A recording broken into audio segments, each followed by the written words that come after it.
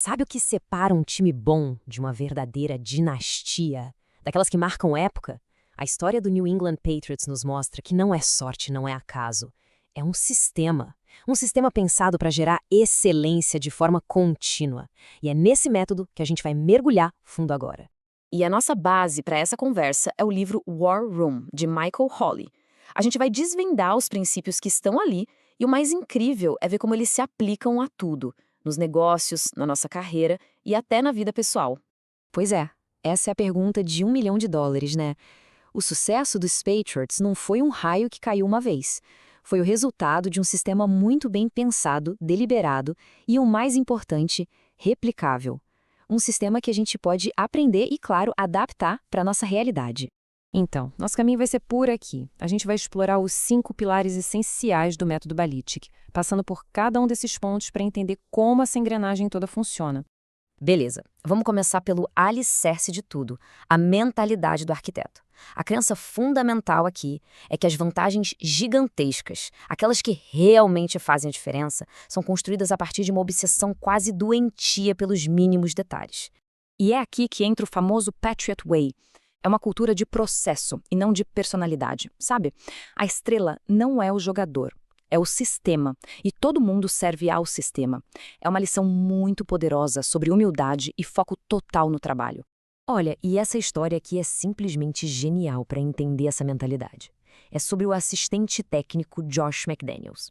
A primeira vez que ele entregou um relatório para o Belichick, o relatório voltou com 60 post-its apontando erros. 60. Da segunda vez voltaram 20. Na terceira, 4. Até que um dia, o relatório simplesmente não voltou mais. Isso mostra de um jeito brilhante o que é a busca pela excelência. Não é sobre acertar de primeira, mas sobre a busca incansável por melhorar a cada tentativa. Pensa bem, quantas vezes a gente não desiste depois do primeiro ou do segundo feedback negativo?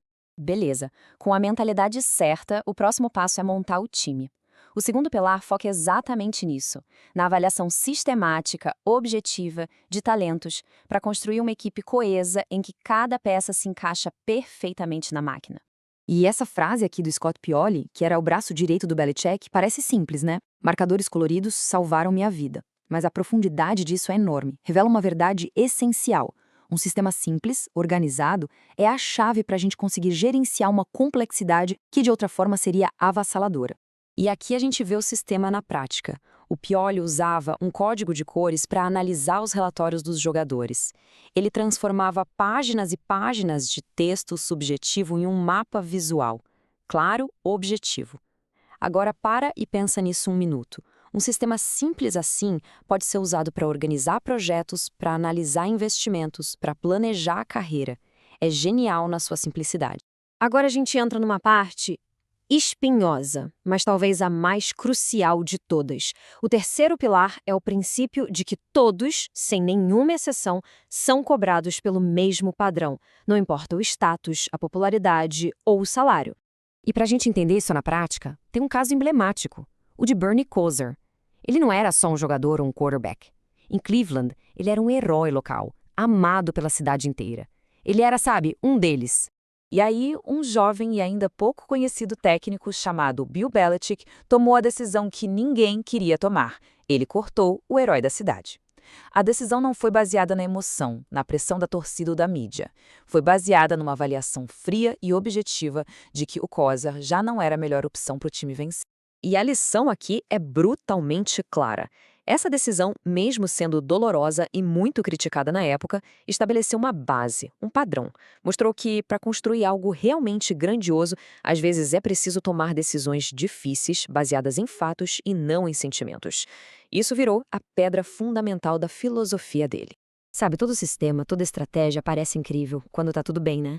Mas é na hora do aperto, na tempestade, que a gente vê do que uma equipe é feita de verdade. E o quarto pilar é sobre isso, como o caráter é forjado e revelado na adversidade, quando a pressão tá no máximo. E olha, não tem história que ilustre isso melhor do que a do Ted Bruschi. A jornada dele virou um símbolo de força, não só para ele, mas para toda a organização. Presta atenção nessa linha do tempo. É de arrepiar. Em fevereiro de 2005, ele vence o Super Bowl, o auge da carreira de qualquer atleta.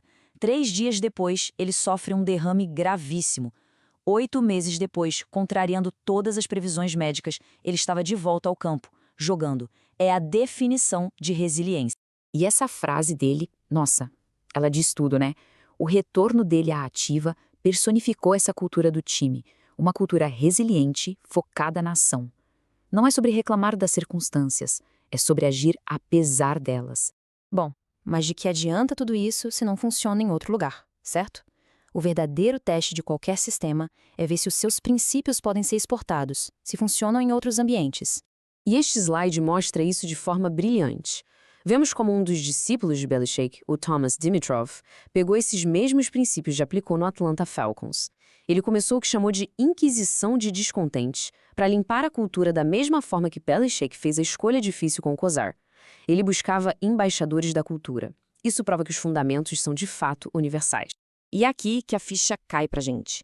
As estratégias de avaliar talento, de criar sistemas, de manter uma cultura de responsabilidade, tudo isso é diretamente aplicável ao nosso mundo, ao nosso trabalho, aos nossos projetos pessoais. Então, para a gente resumir, o que levamos para casa? O método Belichick nos ensina a ter obsessão pelos detalhes, a criar sistemas que trazem clareza para o caos, a ter a coragem de tomar decisões lógicas, mesmo que sejam impopulares, e a ver os desafios não como problemas, mas como oportunidades para fortalecer o nosso caráter. E com tudo isso, a gente termina com uma pergunta. Na sala de guerra da nossa própria vida, seja na carreira, nos estudos, num projeto pessoal, qual desses princípios vai ser a nossa primeira jogada? Porque, no fim das contas, o método Belichick nos mostra que construir algo grandioso sempre começa com o primeiro passo, com o primeiro detalhe. A questão é, qual vai ser o seu?